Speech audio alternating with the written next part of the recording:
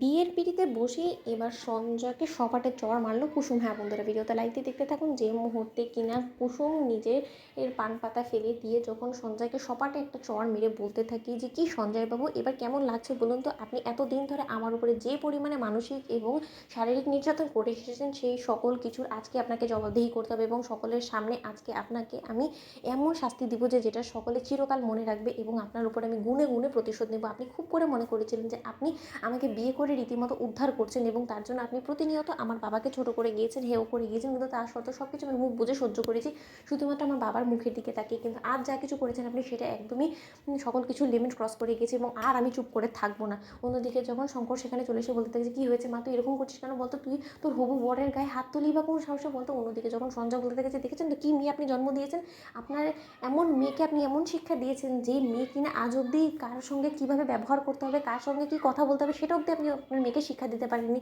আর আপনি চললেন আপনার মেয়েকে আমার মতন একটা ছেলের কাছে পাঠ্যস্তর করতে। ভাগ্যিস আপনার মেয়ের আসল রূপটা আমার সামনে চলে এসেছে, নয়তো আবার আমি যদি বিয়ের পর জানতে পারতাম আপনার মেয়ের আসল রূপ এটা, তাহলে তো আমার রীতিমতো কপাল চাপড়ানো ছাড়া কোনো রকম কোনো উপায় থাকতো না। পারতাম গিলতে, না পারতাম সইতে একে। অন্যদিকে যখন আয়ুষ বলতে থাকে যে বিয়ে হওয়া তো খুব দূরের কথা, আগে তুমি বিয়ের আসর থেকে এখান থেকে বের তো হও, আমরা আগে তোমাকে বের হতে দিই, তারপর তো সঞ্জয় তোমাকে তো সব চক্রান্তে সকল হিসাব এখানেই দিয়ে যেতে হবে, তাই না? অন্যদিকে যখন সঞ্জয় বলতে থাকে যে কী বলার চেষ্টা করছেন আপনারা বলুন তো, কিসের চক্রান্ত, কী খেলা আমি খেলেছি বলুন তো? আপনারা শুধু শুধু মিথ্যা অপবাদে জর্জরিত করে আমার রীতিমতো বিয়েটা বানচাল করে দেওয়ার চেষ্টা করছেন এবং সেটাতে আপনারা খুব ভালোভাবে সাকসেসফুলও হয়েছেন।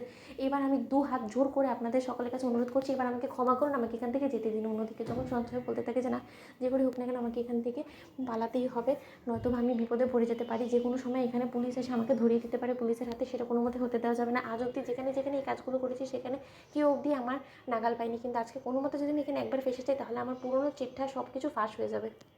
অন্যদিকে যখন সঞ্জয় সুযোগ বুঝে সেখান থেকে পালাতে নেয়, ঠিক সেই মুহূর্তেই সেখানে কুসুম হাতে লাঠি নিয়ে নেয় এবং বলতে থাকে যে সঞ্জয় সাহেব আপনি পালাচ্ছেন কোথায় বলুন তো, সবে তো মাত্র শুরু হয়েছে, আপনার উপরে গুনে গুনে তো আমার প্রতিশোধ নেওয়া বাকি আছে, তাই না? অন্যদিকে যখন আয়ুষ এবং নিশান মিলে কুসুমকে সাহস জুগিয়ে বলতে থাকে যে কুসুম আজ আর কোনো মতে তুমি থেমে থাকবে না, এই লোকটাকে ওর প্রাপ্য ওর পাওনাগুলো তুমি গুনে গুনে ওকে বুঝিয়ে দাও। অন্যদিকে যখন সঞ্জয়কে বেধড়ক মারধর করতে থাকে কুসুম এবং বলতে থাকে যে আসল সত্যটা কি বল, কেন আমাকে গুম করার পেছনে উঠে পড়ে লেগেছিস এবং তোর এই চক্রান্তে ঠিক কে কে ছিল বল, যদি না বলিস তাহলে আজকে তোকে এখানে জ্যান্ত পুঁতে রেখে দেবো। অন্যদিকে যখন সঞ্জয়ের বাবা মা সেজে আসা সেই লোকগুলো যখন বলতে থাকে যে আরে আরে কি ধরিবাজ মেরে বাবা কীরকম আচরণ করছে আমাদের ছেলের সঙ্গে, ওকে ছেড়ে দাও, ওকে মারছো কেন তোমরা বলো তো? ঠিক সেই মুহূর্তে যখন কুসুম বলতে থাকে যে ও আপনাদেরকে তো এখনো পর্যন্ত মারাই হয়নি, কারণ আপনার তো রীতিমতো সঞ্জয় বাবুর আসল বাবা মা নয়, তাই না? আমার কাছে তো সেই সত্যটা ফাঁস হয়ে গেছে, এবার তার জন্য আপনাদেরকেও তো শাস্তিটা দিতে হবে, আপনাদের পাওনাটা, তাই না? তো বন্ধুরা লাইক কমেন্ট শেয়ার করে সাবস্ক্রাইব করতে ভুলো না।